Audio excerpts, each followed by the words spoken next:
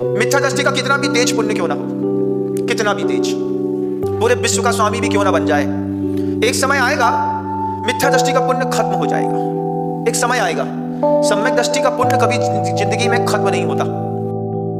जय जिनेंद्र दोस्तों, क्या आपकी सफलता स्थायी है? जानिए महापुरुषों के वो गुप्त सूत्र जो आपकी किस्मत बदल देंगे। रात में सपने में बिल गेट्स आ गया। बिल गेट्स को जानते होंगे? हाँ महाराज, जो पूरी दुनिया में सबसे अधिक धनाढ्य व्यक्ति है, वो रात में सपने में आया। अब वो बिल गेट्स आकर के खड़ा हो गया। बगल में जैन समाज के भामाशाह अशोक पाटनी भी आकर के खड़े हो गए। अब दोनों लोग सामने खड़े हैं। आचार्य श्री जी सिंहासन पे बैठे हैं, हम लोग किनारे खड़े हैं। कोई व्यक्ति आचार्य श्री जी से परिचय करा रहा है कि आचार्य महाराज, ये बिल गेट्स है। आचार्य श्री बोलते हैं अच्छा, बहुत अच्छा। बाद में बगल में अशोक जी पाटनी, राजस्थान के जो भामाशाह हैं, वे खड़े मिले। अशोक जी को तो आचार्य श्री पहले से जानते थे, आप भी दोनों को जानते होंगे। दोनों के बीच में बात चली।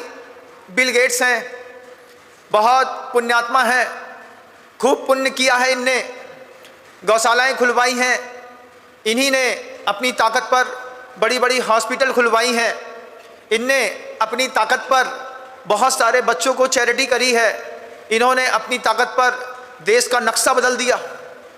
देश का क्या, विश्व का नक्शा बदल दिया। कैसे महाराज? इतना दान देते हैं, इतना दान देते हैं, इतना दान देते हैं। कौन? Bill Gates. बिल गेट्स कितना भी दान दे दे। आप सब मुझे बताइए, क्या बिल गेट्स को मोक्ष मिलेगा? नहीं मिलेगा महाराज। क्यों भाई? हमने सुना है कि दानदाता मुक्ति को प्राप्त करता है। लेकिन जब बिल गेट्स सामने आ गया, आचार्य जी के सामने सपना चल रहा है मेरा, गुरुजी सिंहासन पर बैठे थे, सामने बिल गेट्स खड़ा था, तमाम लोगों की फौज खड़ी थी पीछे, रक्षक दल बड़ा मजबूत था। बगल में अशोक जी पाटनी भी खड़े हुए थे, जैन समाज के भामाशाह हैं, वो पूरे विश्व का भामाशाह है। दोनों सामने खड़े रहे, आचार्य जी दोनों को देख रहे थे। आचार्य जी से कहा कि ये बिल गेट्स महाराज इतना दान देता है। हाँ, बहुत बढ़िया। आचार्य जी ऐसा सिर नीचे हिला रहे थे और देखते देखते बोलते हैं हाँ ठीक है। साधन इकट्ठे कर लिए बिल गेट्स ने। कितना? सोचो बिल गेट्स के पास क्या नहीं है। क्या नहीं है महाराज? सुनते हैं 5-5 हजार करोड़ रुपए के पानी के जहाज हैं उसके पास, जिसमें वो सोता है, उठता है, बैठता है। खूब वैभव है। हाँ महाराज, वैभव तो बहुत है। आचार्य जी ने दोनों को देखा। देखने के बाद कहते हैं मिथ्या दृष्टि और सम्यक दृष्टि के पुण्य में अंतर होता है।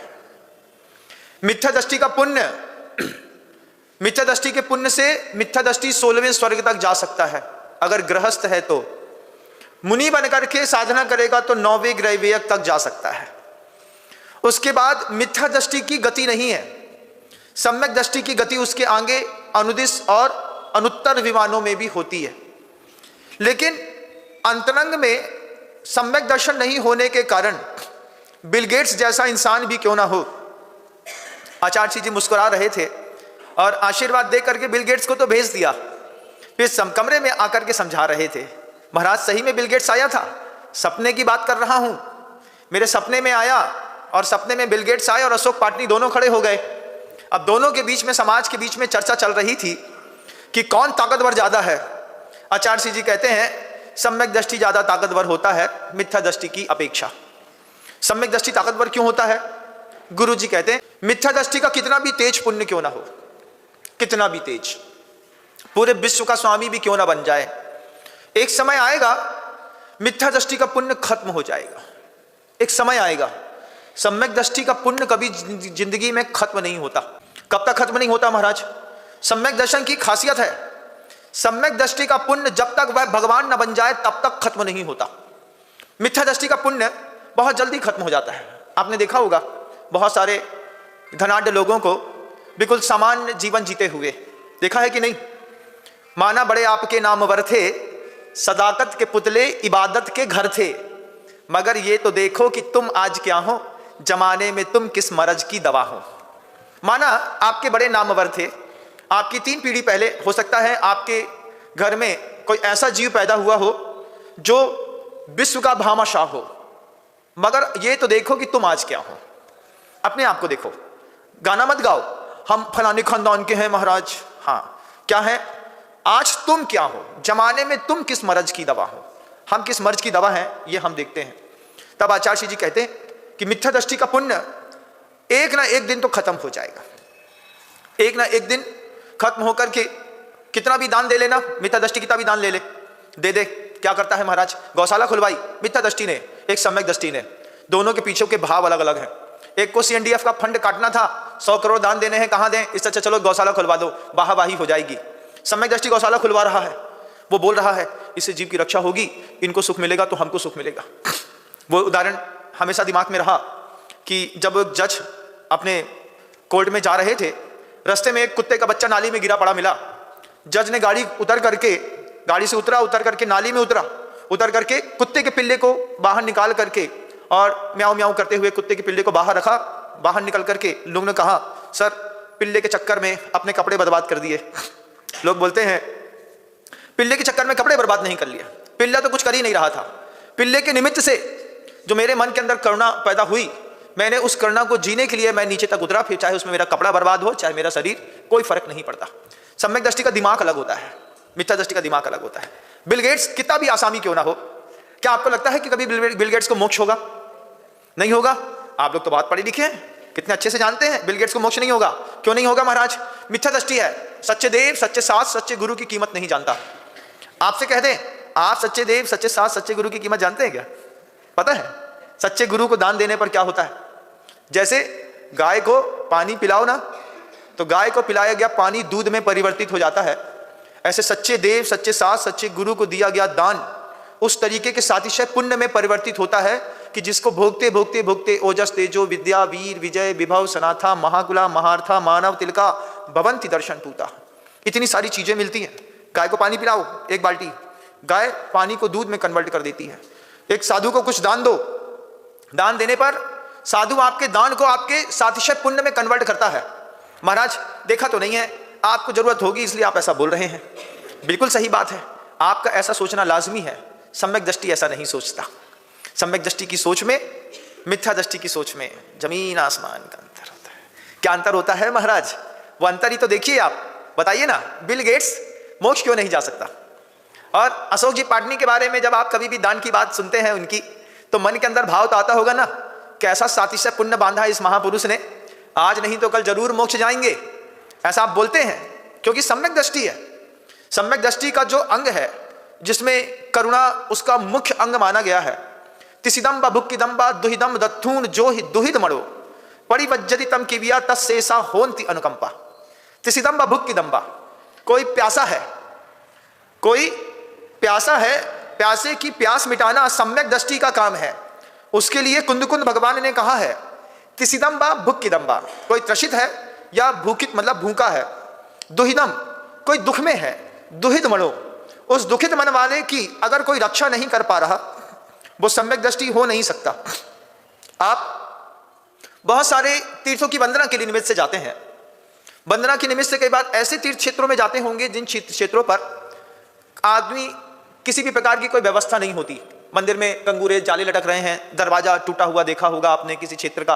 किसी मंदिर में गए, मंदिर में जाते हुए आपने देखा कि इसकी दरवाजा बहुत छोटा है, छत से पानी छू रहा है, आप बच करके खड़े हुए और वापस लौट आए, जबकि आपको देखना था कि ये क्षेत्र प्यासा है। तिसिदम्बा, इसको प्यास है, कोई मिल जाए तो कोई मेरी सीलिंग ठीक करा दे। आप सम्यक दृष्टि थे, आप सम्यक दृष्टि थे। आप किसी मंदिर में गए, उस मंदिर में किसी चीज की खराबी थी, आपके पास पैसा था, आपने अपने पैसे का उपयोग कर लेना था। भैया ये छत का पानी छू रहा है। दुनिया में कोई भी मंदिर हो, आप हर मंदिर के गार्जियन है। दुनिया में कोई भी साधु हो, आप हर साधु के गार्जियन है। महाराज साधु के गार्जियन है कि साधु हमारा गार्जियन है? ना, साधक साधु का गार्जियन है। क्यों महाराज? क्योंकि भारतीय संस्कृति में हर छोटे ने अपने बड़े को संभाला है। यह हमारी भारतीय संस्कृति का इतिहास रहा है। छोटा बड़े की रक्षा करता है, बड़ा अपनी रक्षा नहीं करता, छोटे बड़े की रक्षा करते हैं। आप देख लीजिए चक्रवर्ती की जो सेना होती है, सेना में छोटे छोटे प्यादे रहते हैं, किसकी रक्षा करते हैं?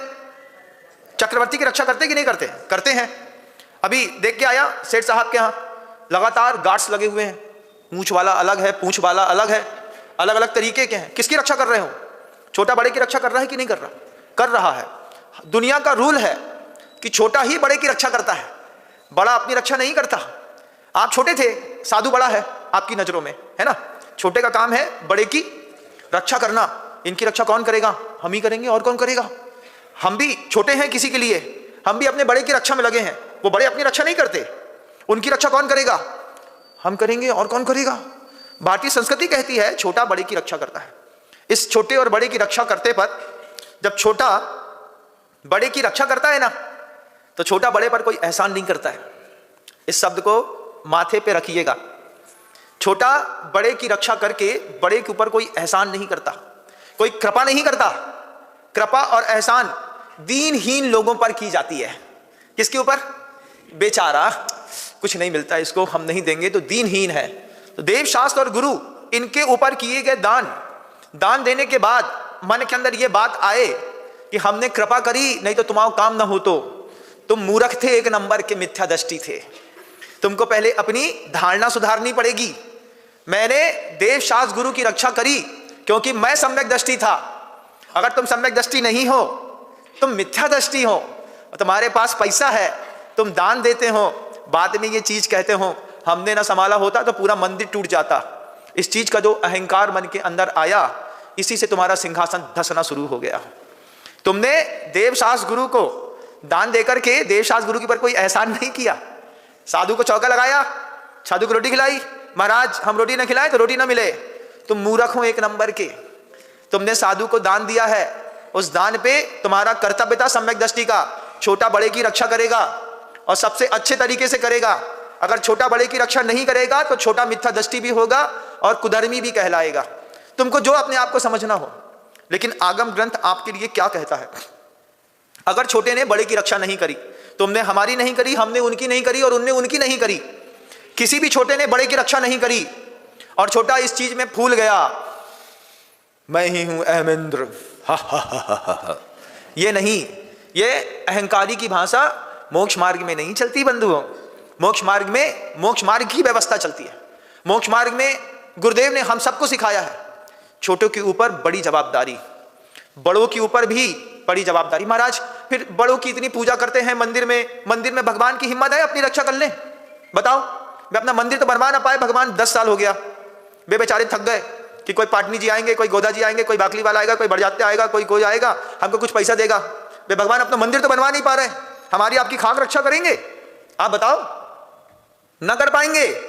वे भगवान से पूछो, वही जो शांतिनाथ जी भगवान बैठे ना आपके मंदिर के अंदर, उनसे पूछो तो मैं तो इतनी तो ताकत नहीं है, तुम अपना घर बनवा लो। तुम हमारा घर क्या बनाओगे? तुम्हारा घर तो हम लोग बनवा रहे हैं मिल करके, सबको मिल करके भगवान का मंदिर बना रहे कि नहीं बना रहे? बना रहे। कितने साल हो गए? 10 साल हो गया महाराज, अभी और कितने साल? अब महाराज अब भगवान का मंदिर है, बन जाएगा। हमेशा धर्म हुआ चंदे चिट्ठे से। अपना मकान बनाने के लिए तुमको कभी चंदा नहीं मांगना पड़ा होगा। मांगना पड़ा क्या? नहीं मांगना पड़ा। धर्म की यही सबसे बड़ी खामी रह गई धार्मिक व्यक्ति की, कि उसने अपना जब भी मकान बनवाया उसको कभी किसी से चंदा नहीं मांगना पड़ा। कभी किसी से बोला पड़ोसी से, भैया मकान के लिए 1 टाली रेत दे देते तो बड़ी कृपा होती? बोला कभी? ना बोला। बोल दो एक बार, सामने वाला मना थोड़ी करेगा, वो दे देगा। अच्छा रेत चाहिए, हाँ भैया ये 500 पकड़ो, 800, 1000 पकड़ो, रेत ले लेना। लेकिन हमने अपना मकान बनाने के लिए, अपनी फैक्ट्री बनाने के लिए, हमने अपना एम्पायर खड़ा करने के लिए, गैंगसा खड़ा करने के लिए कभी पड़ोसी के सामने हाथ नहीं फैलाया। लेकिन जब मंदिर बनाना पड़ा, जब कोई क्षेत्र बनाना पड़ा, तब तुमने क्या किया? घर घर जाकर के बोला 2 मंदिर बनवाना भगवान का। सोचो तुम्हारा भगवान कितना गरीब है कि तुम्हारे भगवान के मंदिर घर मकान बनाने के लिए तुम्हारे भगवान को चंदा करवाना पड़ता है। उससे ज्यादा पुण्यात्मा तो तुम लोगों का है। कितना तेज पुण्य है तुम्हारा। महाराज हमारा पुण्य का फल इतना गजब का है, हम जितना चाहते हैं हमको मिल जाता है, लेकिन भगवान को नहीं मिलता। बेचारे 10 साल से छोटे से हाउस पे रह रहे हैं। माना बंगला तो बन रहा है महाराज, बन तो रहा है, अब बन जाएगा। भगवान के कौन लड़के बच्चे हैं? आप बताइए भगवान के साथ क्या होता है? होता है कि नहीं? अपना ही मंदिर नहीं बनवा पा रहे महाराज 10 साल से लगा है। हमारे पास सामर्थ्य तो है, लेकिन तिसिदम्बा भुक्की दम्बा, त्रसित प्यासे और भूखे मकान को, भगवान के जिनालय को देख करके भी सम्यक दृष्टि के मन के अंदर से खुद भाव उठता है, भैया ये मंदिर जल्दी बनाओ। क्यों? हम सम्यक दृष्टि हैं, सम्यक दृष्टि के मन के अंदर क्या भाव है? तिसिदम बुक्किदम्बा, ये प्यासा है मंदिर, ये भगवान का जिनालय, 9 देवता में एक देवता खड़ा कर रहे हैं, 10 साल हो गए अभी तक नहीं बना पाए, घर के अंदर पैसा रखा है, ये लो मंदिर बनाओ जल्दी करो। ये किसकी पहचान? सम्यक दृष्टि की पहचान। सम्यक दृष्टि कभी भी इंतजार नहीं करता किस चीज का, कोई हमारे पास आएगा, हमसे बोलेगा, मान मनोबल लगाएगा तब हम देंगे, तब तो तुम मिथ्या दृष्टि हो और भाग मनाओ। अभी तुमको मिथ्या दृष्टि कह रहे हैं, अभव्य नहीं कह रहे। दुनिया की सबसे बड़ी गाली है अभव्य। मिथ्या दृष्टि तो एक दिन सम्यक दृष्टि हो सकता है, अंतर्मुठ के बाद भी सम्यक दृष्टि हो सकता है, लेकिन अभव्य कभी भी जिंदगी में भव्य नहीं हो सकता। तुमको मिथ्या दृष्टि कहता हूं मैं, तुम जैसे मिथ्या दृष्टियों के कारण तुम्हारे ही मोहल्ले का मंदिर नहीं बन पाया। तुम अगर सम्यक दृष्टि होते तो तुम अपने आप बोलते। सम्यक दृष्टि की पहचान क्या है? तिसिदम्बा भुक्किदम्बा दुहिदम दत्थूण जो ही दुहिद मणो। कोई प्यासा होगा, कोई भूखा होगा, कोई दुखी होगा, मेरे पास होगा तो मैं उसको दूंगा। यह सम्यक दृष्टि के दान की कीमत है। तुम्हारे पास आकर के कोई तुमसे बोले कि मंदिर के लिए अपने को यह बनाना है, फिर भी तुम सोचते हैं, विचार करते हैं, बात करते हैं, भैया से, काका से, चाची से, मम्मी से, ताई से, लड़के से पूछना पड़ेगा। महाराज मिथ्या दृष्टि हो तुम, कमाने के लिए तो नहीं पूछना पड़ता। पूछना पड़ता है क्या?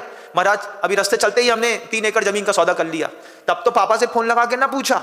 MCX में जुआ खेलते वक्त पिता से ना पूछा, पूछ के जुआ खेला कभी तुमने अपने पिता से? पिताजी पत्ते खेल रहे हैं, पैसे लगा ले घर के 2 लाख ना। दान देते वक्त पता नहीं आत्मा में क्या होता है कि अगर पिता से ना पूछेंगे तो कहीं घर में झगड़ा ना हो जाए, सिर्फ दान में आड़ लेते हैं। मिथ्या दृष्टियों की गजब की पहचाने हैं। तिसिदम्बा भुक्किदम्बा दुहिदम दत्थूण जो ही दुहिद मणो पड़ी विज्जति तम किबिया तस्सेसा होन्ति अनुकंपा। आपके पास था, आपके पास है, आपको आपके मोहल्ले का मंदिर प्यासा दिख रहा है, आप अपने मोहल्ले के मंदिर में दान नहीं दे सकते। क्षेत्र और संसार को क्या खाक संभालेंगे? अपने मोहल्ले का मंदिर संभालो। पहले अपने घर का मंदिर बड़ा करो। संकल्प करो कि 3 साल में मंदिर बना करके इसकी प्रतिष्ठा हर हाल में कर लेंगे। कहां से पैसा आएगा महाराज? हमारे पास तो है नहीं। मिथ्या दृष्टि जब उसके पास संपत्ति बढ़ती है ना, बिल गेट्स जैसी, तो वो क्या करता है? अति आसक्ति पूर्वक अपनी ही संपत्ति का भोग करता है। मिथ्या दृष्टि की पहचान है मिथ्यात्व भूमा अशुभोप योगौ भोगै की दृष्टि कलुषातिरेक दानादि सत्कार विलुप्त वृत्ति कृतज्ञता पूर्ण मनः प्रवृत्ति। आचार्य गुरुदेव इस बात को अपने चैतन्य चंद्रोदय ग्रंथ में लिख करके गए हैं, जिसमें कहते हैं अगर तुम मिथ्या दृष्टि हो तो तुम्हारे अंदर ये चीजें होंगी। क्या होगा? मिथ्यात्व भूमा अशुभोप योगौ, उपयोग अशुभ में बैठा रहेगा।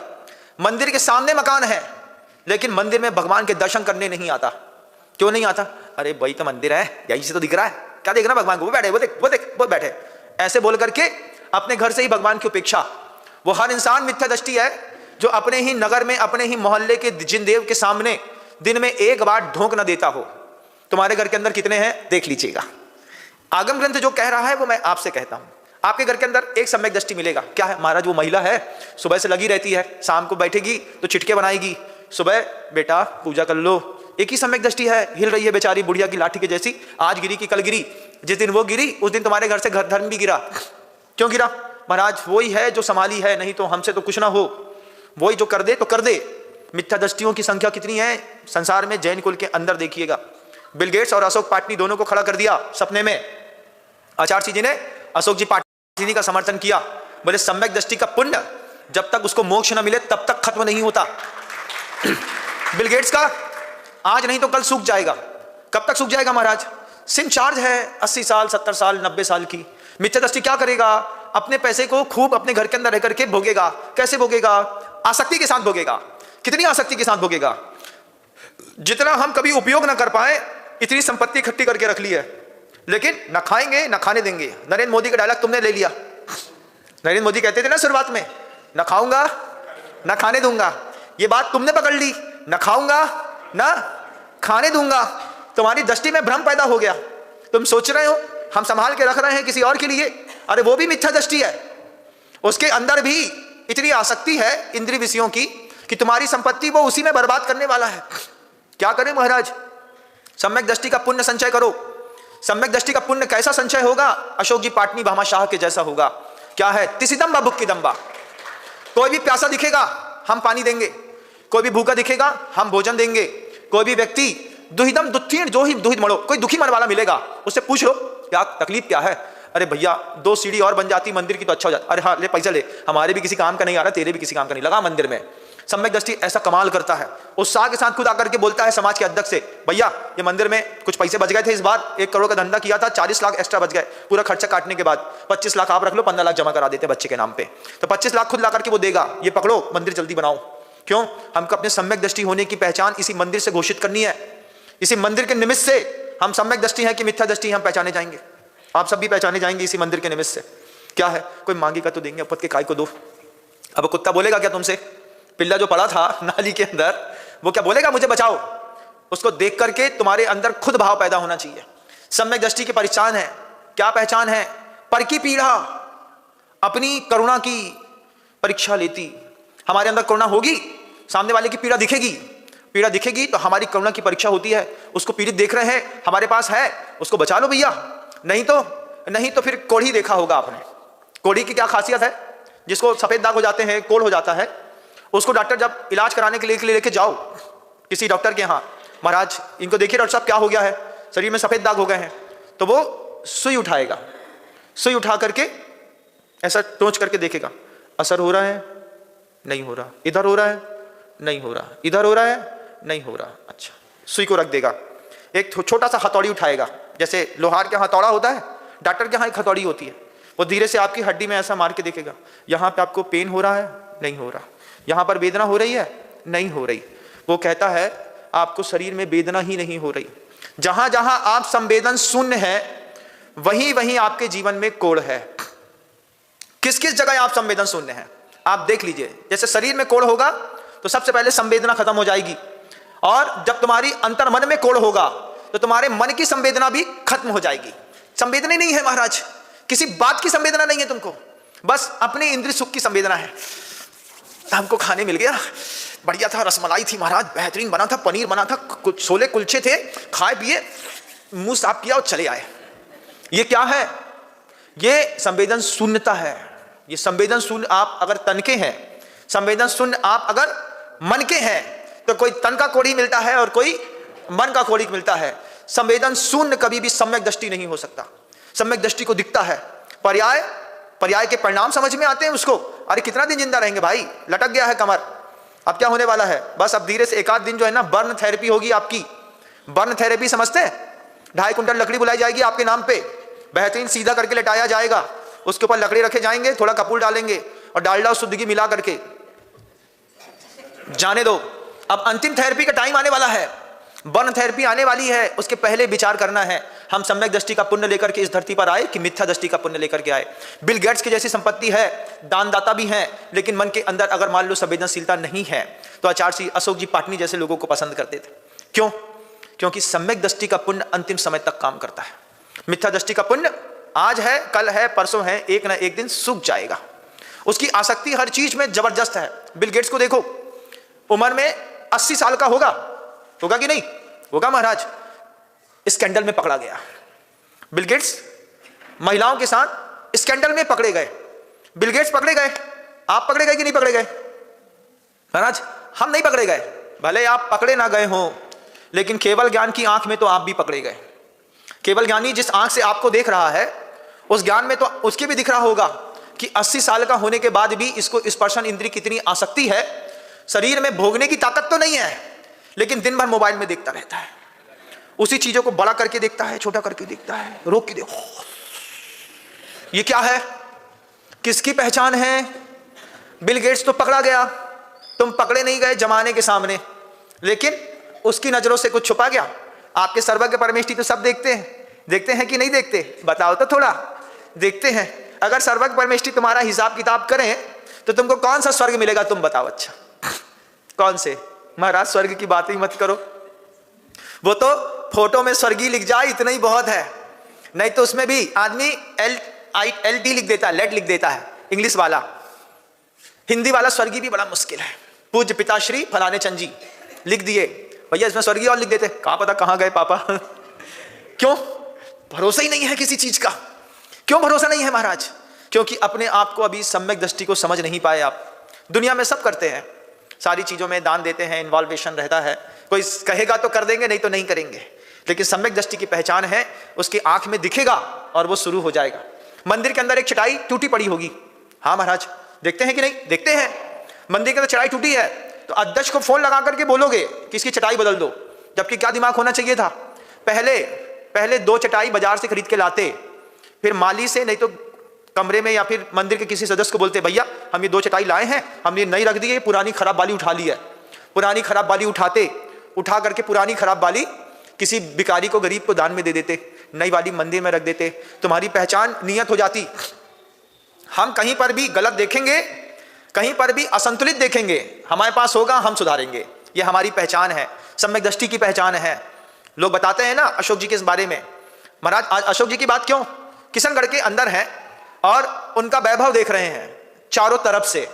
कहते हैं उनके बारे में कि कोई भी उनके दरवाजे गया है तो कभी भी उन्होंने उनको भूखा वापस नहीं भेजा, जो चाहिए है उनको दे करके वापस भेजा। उनसे आपने सीखा कि नहीं सीखा? महाराज हम लोग खुद ही उनके दरवाजे से होकर के आते हैं, हम क्या सीखें उनसे? हम खुद ही दया के पात्र हैं, हम थोड़ी दाता बन सकते हैं। सम्यक दृष्टि तो कोई भी बन सकता है बंधुओं। सम्यक दृष्टि बन करके वो छोटी सी चिड़िया थी ना, वो भी अग्नि की कड़िका को बुझाने के लिए समुद्र से चोंच भर पानी लेकर के आती, फूकती बुझाती। उससे पूछा क्या होगा तेरे चोंच भर पानी से? नाम तो बचाने वालों में आएगा, जलाने वालों में नहीं आएगा। तुम्हारे पानी से कुछ ना होगा। अपनी ताकत का परिचय दो। कहां पे दे महाराज? जहां आप कहते हैं वहां पे मत दो, जहां मैं कहता हूं वहां मत दो। जहां तुमको दिख रहा है कम से कम वहां तो दो, अपने मोहल्ले में तो दो। अपने मोहल्ले में भी नहीं महाराज, उसमें भी महाराज बड़ी मुश्किल होती है। जैसे मैं तुमको समझाता हूं ऐसे तुम्हारे अध्यक्ष मंत्री तुमको समझाते होंगे, भैया 5 पेटी दे दो, थोड़ा मंदिर बनाना है। अभी तो है नहीं भैया, अभी तो बहुत मद्दा चल रहा है। क्यों? धन की प्रति इतनी आसक्ति है। और आसक्ति क्यों ना हो? क्योंकि आगम ग्रंथ इस बात को कहता है। आगम ग्रंथ क्या होता है? आगम ग्रंथ क्या बात कहते हैं आप भी देखिएगा। आगम ग्रंथ कहते हैं इस बात को, जो चीज आप छोड़ना चाहते हैं, जो चीज आप छोड़ते हैं, उसकी भी एक ऊर्जा होती है, उसका भी एक इनविजुअल फोर्स होता है। वो चीज आपको अपनी तरफ खींचेगी। आपने आलू छोड़ा, प्याज छोड़ा, हाँ महाराज छोड़ दिया, लेकिन उसके बाद भी आलू प्याज के प्रति आकर्षण छूटा गया? नहीं छूटा। रास्ता चलते में किसी होटल में समोसा छन करके बाहर निकल रहा हो गरम गरम, और आपको क्या याद आता है? अगर ये मिला होता तो पेट तो गजब का भर गया होता। हम खाते नहीं है, लेकिन उसकी ऊर्जा हमको उसकी तरफ खींचती है। इस बात को, इस यथार्थ को भी समझिए जीवन में। आप अभक्ष का भक्षण नहीं करते, लेकिन अभक्ष की ऊर्जा आपको खींचती है कि नहीं? खींचती है। महाराज आपको कैसे पता? हम भी सब देखते रहते हैं, मानव विज्ञान को पढ़ते रहते हैं। गुरुजी देखते रहते थे, गुरुजी हम लोगों से कहते थे, दीक्षा होने के बाद गुरुजी ने कहा हम लोगों से, आप लोगों ने छोड़ तो दिया है, लेकिन छोड़ी हुई चीज की भी शक्ति होती है। वो ऊर्जा आपको अपनी तरफ खींचेगी। खींचने, जब वो खींचेगी तो आपका कर्तव्य है उसकी रेंज से बाहर हो जाओ। उसकी रेंज से बाहर कैसे होंगे महाराज? उसके लिए स्थिरता, उसके लिए साधना, उसके लिए जप, उसके लिए तप आवश्यक है। अपनी निंदा करो, अंतो अंतो डज्जमी पच्छत्ता वेण वेदंतो। हर बुरी वस्तु की अपनी एक ऊर्जा होती है, और उस ऊर्जा से मुक्त होना सामान्य काम नहीं है, बहुत असामान्य काम है, लेकिन गुरु के साथ रह करके होता है। आपने आलू प्याज छोड़ दिया, हम आपकी बात को मानते हैं, लेकिन आलू प्याज की खुशबू आती होगी तो सुबह सुबह निकले, अब आलू प्याज लहसुन की खुशबू आ रही थी, अब उस खुशबू को सूंघ करके डिस्कस चल रहा है, क्या है ये? बोले कुछ नहीं, पोहा बग रहा है, पोहा में आलू थोड़ा ज्यादा सिक गया। नहीं नहीं, इसमें प्याज नहीं डली, लहसुन डाला है, लहसुन की खुशबू आलू के साथ आ रही है, और उसमें पोहा डाला है। चर्चा कर रहे हैं। चर्चा क्यों कर रहे हैं? क्योंकि उपयोग वहां तक गया, उसकी ऊर्जा खींचती है। हिंसा की ऊर्जा खींचती है, हम अहिंसा के वादी हैं। हिंसा की ऊर्जा खींचती है आपको आपकी तरफ, हिंसा की ऊर्जा खींचती है, तो अहिंसा धर्म का जयकारा लगाने के बाद भी हम हिंसा का समर्थन करते हैं। आप मुझे बताइए, टीवी सीरियल्स पे जब आप कोई एक्शन मूवी देखते हैं, तो जब एक्शन मोड पे आकर देखते हैं, तब आपको अंदर से प्रसन्नता होती कि नहीं होती? होती है। आप देखते हैं कैसे चक्र चलाता है, कैसे गला काटता है, कैसे पुच पुच पुच पुच करके यहां से फुब्बारे छूट रहे हैं, उसको देखने में आपको आनंद आया ना? यह आनंद बताता है कि हिंसा की ऊर्जा आपको खींच रही है, आपको वायलेंस खींच रहा है अपनी तरफ। हम वायलेंस करते नहीं महाराज, आप करते नहीं हैं, ये बात तो मैं भी मानता हूं, मैं भी कह रहा हूं कि आप कोई हिंसा नहीं करते, लेकिन हिंसा की ऊर्जा आपको खींचती है कि नहीं? खींचती है। उसकी रेंज से बाहर जाना पड़ता है। उसकी रेंज से कैसे बाहर जाते हैं? आचार्य जी के सामने कोई हिंसा की बात भी करता था, हिंसा का दृश्य दिखना दिखाना तो दूर की बात है, कोई बात भी करता था तो आचार्य जी कहते थे इसको सुनने से भी कान में दोष पैदा होता है, इसकी बात भी नहीं सुनना, और आपको देखने में आनंद आता है। आचार्य बोलते यही तो उन लोग को समझ में नहीं आता कि बुराइयों का अपने आप में एक ऑरा होता है, हिंसा का ऑरा है, झूठ की शक्ति है, चोरी की शक्ति है। आप कितना भी संकल्प ले लो कि हम चोरी नहीं करेंगे, लेकिन मौका मिलेगा तो एक हाथ तो मारेंगे।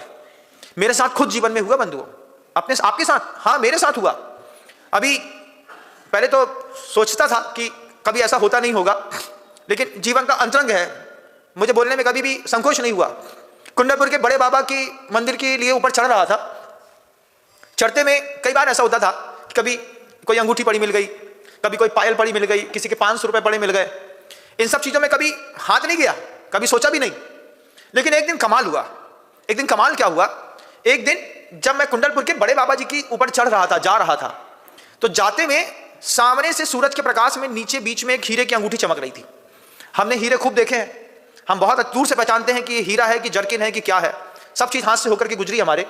तो जब वो अंगूठी में सूरज की रोशनी पड़ रही थी और हीरा अपने पूरे शबाब के साथ चमक रहा था, तो 200 मीटर दूर से वो हीरा दिख रहा है। अब मैं देख रहा हूं कि ये इतना चमक रहा है, ये पक्का हीरा है, दिमाग में चल रहा है। पास जाते जाते देखा हीरे की अंगूठी है, उठाया नहीं, उठाना नहीं है क्योंकि मुनि महाराज उठा नहीं सकते, लेकिन अपने मनोयोग को देख रहा हूं। मैं अपना मन देखता हूं, आप अपना मन देखिए। मैंने देखा, उठाई नहीं, ऐसा देखा, देख करके चला गया, रुका भी नहीं एक सेकंड के लिए, लेकिन मन में वो बात रुक गई कि इस स्पॉट पर हीरे की अंगूठी पड़ी है। वंदना करी भगवान जी की, वहां पर माला फेरी, शांति धारा अभिषेक कराया, लौटा। लौटते वक्त उसी स्थान पर जिस अंगूठी को देख करके गया था वो अंगूठी वहां पर नहीं मिली। फिर मन के अंदर धक्का लगा, कोई उठा के ले गया। हमको उठाना नहीं, हमको उसको रखना नहीं, वो हमारे किसी काम की भी नहीं, लेकिन उपयोग गया कि नहीं गया? गया। ये क्या है महाराज? ये जो परिग्रह है इसकी ऊर्जा होती है, ये अपनी तरफ खींचता है, लेकिन इसमें खींचना नहीं। गुरुजी कहते थे हिंसा खींचती है, हिंसा में खींचना नहीं। झूठ खींचता है अपनी तरफ, अरे बोल दे, थोड़ा सा झूठ बोल दे। ये बात अगर महिलाएं समझ गई कि झूठ अपनी तरफ खींचेगा, लेकिन मुझे बिना झूठ बोले हुए सत्य का सत्यापन करना है, उससे क्या होगा? उससे फिर परत्व नहीं हो पाएगा। परत्व और अपरत्व का गुण होता है, जिसके कारण कोई भी चीज छोटी और बड़ी दिखाई देने लगती है ना। वर्तना परिणाम क्रिया परत्वा परत्वे च कालस्य। ये क्या करता है? समय का खेल है। समय छोटे को बड़ा और बड़े को छोटा बना देता है। तो ये छोटे बड़े का खेल है। अब जैसे झूठ सामने आता है तो झूठ की एक ऊर्जा है, झूठ खींचता है आपको अपनी तरफ। झूठ खींच रहा है, खींच रहा है, खींच रहा है, बोल दे, बोल दे, बोल दे, बोल दे, बोल दे। अंदर से आवाज आएगी, हम झूठ तो ना बोलेंगे, जितना सत्य है उतना ही बोल देंगे। माहौल बन जाता है। 5 लोगों ने माहौल बना दिया, उस 5 माहौल में हम जानते हैं सत्य ये है, उसके बाद भी हमने किसी और का नाम ले लिया। झूठ बोलेंगे कि झूठ की ऊर्जा से भावित होना, हिंसा की ऊर्जा से भावित हो जाता है, क्योंकि इसका ऑरा है। गुरुजी कहते थे इसकी रेंज से बाहर निकलो। कुछ भी मिले, कैसी भी परिस्थिति हो, अपने व्रतों का ध्यान रखते हुए, अपने संयम का पालन करते हुए जिंदगी से बाहर निकलो। इसका मैंने आचार्य जी के जीवन में प्रभाव देखा। आचार्य जी कभी धन के औरे से प्रभावित नहीं हुए। नागपुर में थे हम लोग। नागपुर में एक पहलवान परिवार है, शराब का ठेका उसके करीब 18 बियर बार के काउंटर थे। 18 बियर बार के काउंटर। नागपुर के परवारपुरा का मंदिर बन रहा था। आचार्य जी चिंता कर रहे थे कि बड़ा कोई पुण्यार्जक सामने आ जाए जिसके इसकी संयोजना बन जाए। उसको पता चला कि मंदिर बन रहा है परवारपुरा में, हमने जीवन में कभी कोई काम तो अच्छा किया नहीं। बहुत आचार्य के पास जाकर के बोलता है, आचार्य जी 2 मूर्ति हमको देनी है, 2 मूर्ति देनी है। तो आचार्य समझे कि सहसपुर जनार्दन में मूर्ति देनी होगी। 1.5 लाख रुपए की मूर्ति थी। बोले 3 लाख रुपए कमेटी को लिखा दो। बोले नहीं, 2 मूर्ति मूल गर्भगृह में देनी है और वो भी नगद देनी है। एक मूर्ति 3.5 करोड़ की है, 2 7 करोड़ की है। 7 करोड़ हम आपको नगद देंगे, हमारी 2 प्रतिमाएं अंदर रख दो। जैसे ही उसने कहा, आचार्य ऐसे मुस्कुरा, अच्छा कहाँ रहते हैं आप? पहचानते तो हम आपको है नहीं। हाँ महाराज जी, हम लोग यहीं बगल में इसी गली में मोहल्ले में मकान है, यहीं रहते हैं। अध्यक्ष को बुलाया। अध्यक्ष राजेंद्र कुमार जी पहलवान थे, उन्हीं के खानदान का वो आदमी था। वो बोले ये कोई है, ये 2 प्रतिमा देने का भाव रखते हैं, एक बार आप इनसे पता कर लो। तो वो हंसे। अध्यक्ष हंस करके बोलते हैं हमारे खानदान का है आचार्य जी। अच्छा तो आपके खानदान के हैं तो बहुत अच्छे हैं ये तो, क्योंकि आप तो समाज के अध्यक्ष हैं। फिर आचार्य जी के पास बोलते हैं, आचार्य अपन बाद में बात करते हैं। तो जैसे ही अध्यक्ष ने कहा बाद में बात करते हैं, तो गुरु समझ गए कुछ भेद होगा। भेद होने के बाद जब वो चला गया, तब अध्यक्ष महोदय ने आचार्य से कहा, आचार्य जी पैसा तो इसके पास खूब है, लेकिन ये शराब के 18 ठेके खोल के बैठा है, उसी से पैसा आता है। एक काउंटर से 1.5 2 लाख रुपए रोज कमाता है। ये अकेला पूरा मंदिर बना सकता है, इसके पास इतना पैसा है। आचार्य बोलते हैं उसको मना कर देना, उसका पैसा नहीं चाहिए। क्यों नहीं चाहिए? क्योंकि गुरुजी पैसे के औरे से बाहर हैं, आप पैसे के औरे के अंदर हैं। आपको कोई पैसा दे आपके मंदिर में तो आप क्या करोगे? कोई एनआरआई हो, और आपसे बोले कि आपके मंदिर का पैसा बनना है, ब्राउन शुगर, ड्रग्स और स्मगलिंग का पैसा है, 30 करोड़ देते हैं, 10 करोड़ वापस कर देना, 20 करोड़ लगा देना, तुम क्या करोगे? तुम तुरंत 30 करोड़ ले लोगे, 20 करोड़ लगा देंगे, 10 करोड़ तुमको वापस कर देंगे। आचार्य सिंह जी ने 7 करोड़ रुपए नगद छोड़े, झोला भर करके ऐसे सामने था, छोड़ा गुरुजी ने, उसको बुलाया, बुला करके कहते हैं आपकी भावना तो बहुत अच्छी है लेकिन आपका व्यवसाय ठीक नहीं है, आपका व्यवसाय ठीक नहीं है, जब तक आप अपना व्यवसाय ठीक नहीं करेंगे तब तक हम आपकी संपत्ति मंदिर में नहीं लगा सकते, गौशाला में तो लगा सकते हैं, मंदिर में नहीं लगा सकते। मंदिर में तो सिर्फ पुण्यात्मा आदमी का पैसा लगेगा, पापी का एक भी पैसा आचार्य सिंह की नजरों से होकर के मंदिर में नहीं लगा, सिर्फ पुण्यात्मा आदमी का पैसा लगेगा। तो वो ऐसा बोलता है, तो मैं क्या करूं? देखिए कठिन है लेकिन करना पड़ेगा, 18 की 18 दुकानें बंद करनी पड़ेंगी, उसको बेचना पड़ेगा। महाराज 100 करोड़ का धंधा है, आपको दान देना हो तो आप कर सकते हैं, वैसे भी अपने कुल का काम नहीं है, फिर आके आप देख लीजिए। घर गया, लौट करके आया, खुद उपद के नरियल लेकर के, 3 साल का नियम लेते हैं, 18 के 18 बियर बार के काउंटर हम पूरी तरीके से बंद कर देंगे। आचार्य सिंह बोलते बहुत बढ़िया। फिर वो कहता है कि मेरा पैसा लेकर के मेरी 2 प्रतिमा तय कर लीजिए, 3 साल में हम बंद कर देंगे। आचार्य बोलते ऐसे नहीं, पहले बंद करेंगे बाद में आपकी प्रतिमा ली जाएगी। पैसे के औरे से ऊपर उठे आचार्य विद्यासागर जी महाराज, ऊपर उठे हुए लोग, वे ऊपर उठ करके महापुरुष ने, उसने नियम लिया, उस श्रावक ने 3 साल में 18 बियर बार का काउंटर बंद कर दूंगा। एक लाइसेंस, एक बियर बार का काउंटर का लाइसेंस मिलना कितना कठिन होता है दुनिया जानती है। 18 काउंटर से उसके 18 के 18 काउंटर 1.5 साल में 80 करोड़ में बेच करके फुर्सत होकर के आचार्य के पास बीना बार आया और आकर के कहता है मेरी किडनी फेल हो गई, मेरी पत्नी किडनी देना चाहती है, आप आशीर्वाद दो। आचार्य सिंह ने पूछा वो काम बंद हुआ? बोले आज अंतिम दुकान बेच करके सीधे आपके पास आ रहा हूं। आचार्य सिंह जी ने कहा यहां पे रुक करके शुद्ध भोजन करो, भोजन का जहां पे गुरुओं के आहार होते हैं, रोग ठीक हो जाएगा। ऐसे बात कही तो 8 दिन तक वहीं पर वो रुका रहा। आचार्य सिंह जिस चौके में भोजन करते वहां जाकर के बोलता, सोचो 100 करोड़ का आसामी गुरु जी के चौके में आहार के बाद बोलता कि जो आचार्य सिंह ने खाया है वो हमको भी थोड़ा सा दे दो। वो आचार्य सिंह का लिया हुआ आहार उस चौके से लेता, 8 दिन तक वहीं पे खाया, फिर डॉक्टर के पास जाना तो दिखाया, दिखाने के लिए डॉक्टर के पास गया, डॉक्टर बोलता है अभी 4 महीने आपको किडनी ट्रांसप्लांट की कोई जरूरत नहीं है, आप इतना लंबा समय ले सकते हैं। उसके बाद उसका टाइम पीरियड लगातार बढ़ता गया और 1.5-2 साल तक उसको कोई भी किडनी ट्रांसप्लांट का कोई भी ऑब्जेक्ट सामने नहीं आया। ये गुरु की महिमा वर्णी न जाए, गुरु नाम जपो मन वचन काये, सिर्फ मुंह से ना बोलो, करना भी पड़ता है। वो करने की कीमत बड़ी जबरदस्त है, लेकिन मिथ्या दृष्टि और सम्यक दृष्टि में भेद है। मिथ्या दृष्टि जीव मांगे मांगे पर भी काम नहीं करेगा, सम्यक दृष्टि बोलता है महाराज ये तो मेरा सौभाग्य है, आपने प्रेरणा दी, काम हो गया, नहीं तो हम समझ भी नहीं पाते कि ये भी हमारे हिस्से की जवाबदारी थी। सम्यक दृष्टि अपनी जवाबदारी खुद तय करता है।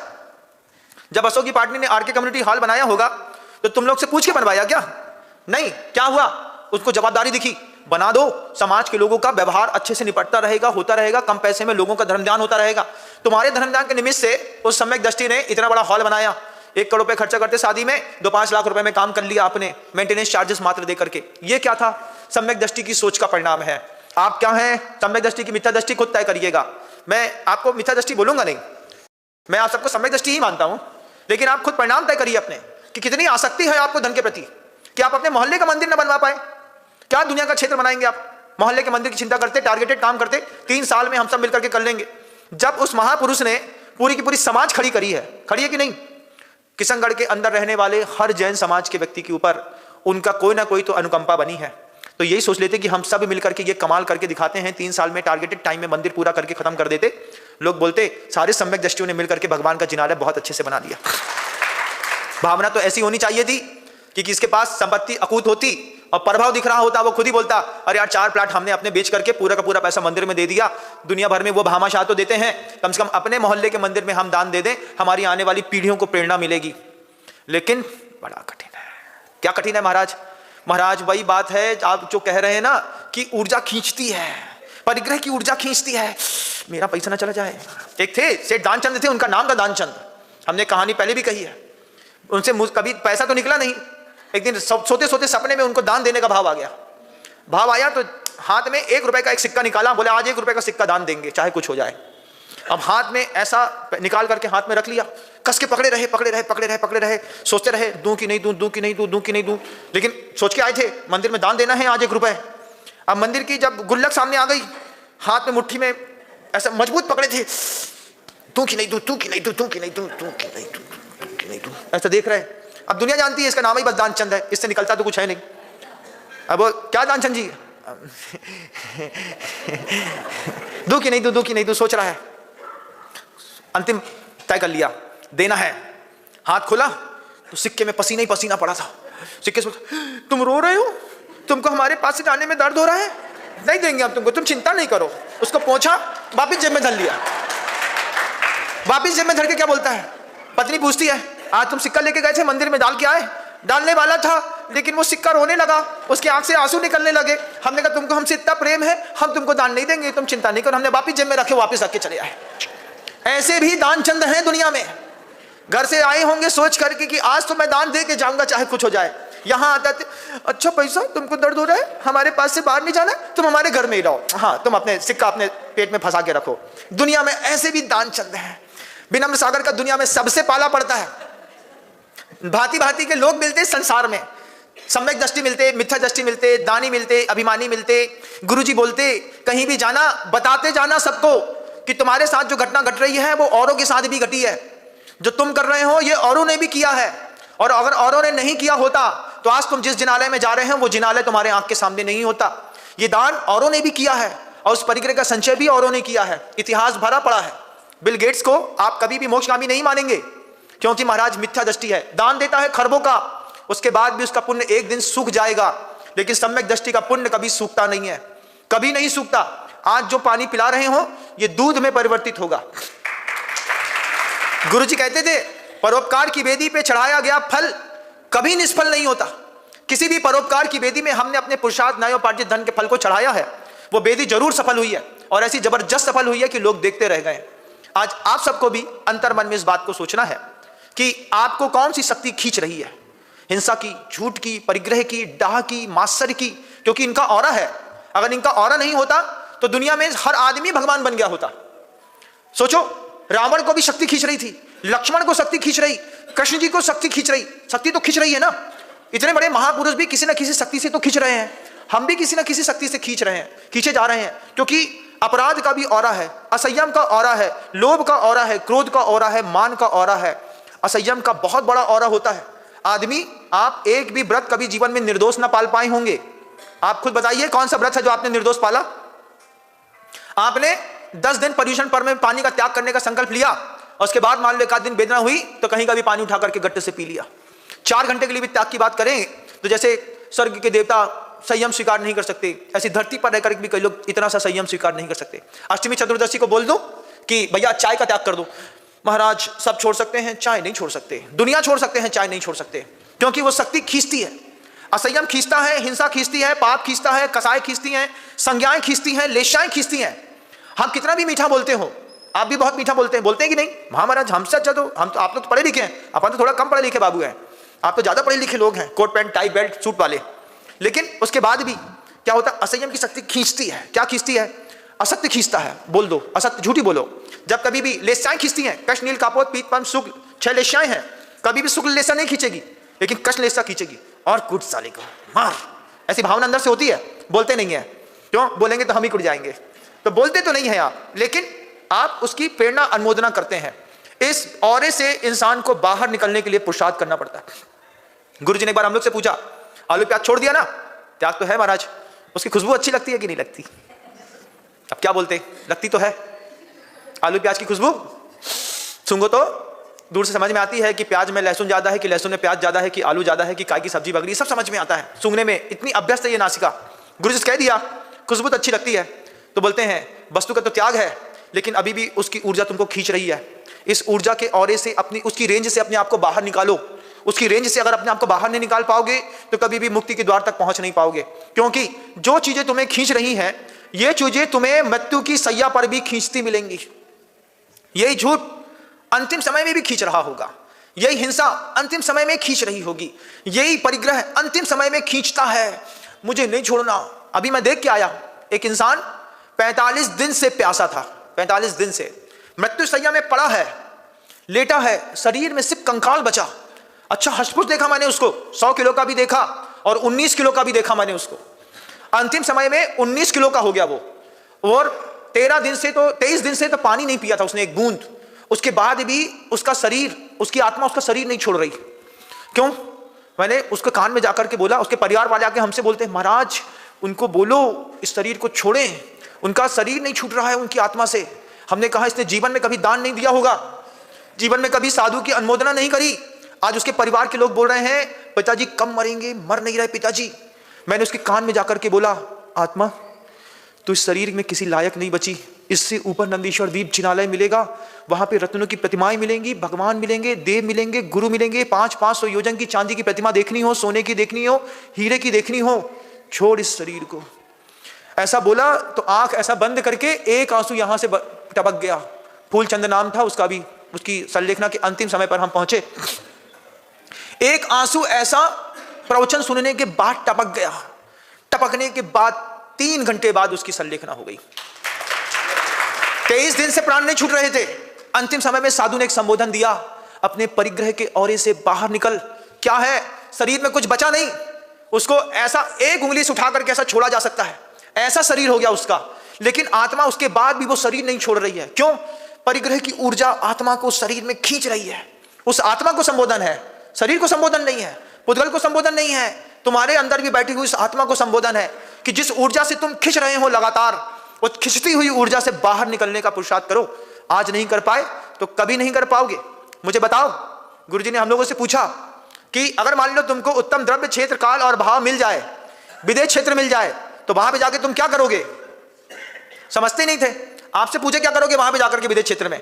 हमको तो पता है आज कि हम पुरुषार्थ कर रहे हैं कि विदेश क्षेत्र में उत्तम द्रव्य, उत्तम क्षेत्र, उत्तम काल, उत्तम भाव मिले, बजबसम नाराज सहनन मिले, उत्तम द्रव्य मिले, उत्तम क्षेत्र मिले, मोक्षगामी की गमन की क्षमता हो। वहां पर भी दुनिया बसी है, वहां पर भी मकान रहते हैं, सिमंदर स्वामी का समोसा सामने खड़ा होगा, उसके बाद भी तुम वहां पर भी चाय पीते मिलोगे, क्योंकि तुम्हारा विजन नहीं है। यहाँ तो साधु का विजन है, क्योंकि आपको संस्कार नहीं है। आचार्य जी हम लोगों को जवानी में कहते थे, अब तो बुढ़ापा सर से ऊपर से खुल के बोलता है। गुरुजी हम लोग को जवानी में कहते थे, पहले तय करो कि विदेश क्षेत्र चले जाओगे तो क्या करोगे, आंख बंद करके उस चीज की रोज कल्पना करो। आप विदेश क्षेत्र चले जाओगे तो क्या करोगे? महाराज समोसा में बैठेंगे, ताली बजाएंगे, बढ़िया, जय जयनाथ परम गुरु होए, हर लड्डा पूरी खाबिक होए। वहां पर भी विदेश क्षेत्र में जहां मुक्ति की सामर्थ्य है, वहां पर भी तुम्हारी ये इनविजुअल फोर्स तुमको खींचती रहेंगी। वहां पर भी हिंसा की शक्ति काम करती है, वहां पर भी झूठ की, परिग्रह की, पाप की, लेशाएं की शक्ति विदेश क्षेत्रों में भी काम करती है। उस क्षेत्र में वहां पे जो शक्तियां काम करती हैं, उसके लिए हम यहीं से थोड़ा थोड़ा रोज परिष्करण करते चलें। यथा संभव है पर्याय छूटने से पहले परिणामों में अपने आप को हिंसा के, झूठ के, कसाय के औरे से बाहर कर सकें। शब्दों को विराम देता हूं। गुरुदेव श्री विद्यासागर जी महाराज। हाँ, महाराज कह रहे हैं जिसने शराब का ठेका खोला था, चाची ने बाद में उसको दूध की दुकान खुलवाई, आज वो दूध की चीजें एक्सपोर्ट करता है। बोधि समाधि परिणाम सिद्धि, स्वात्मोपलब्धि, शिव सौ की सिद्धि, चिंतामणि चिंतित वस्तु दाने त्वाम बंद मानस से ममास्तुति।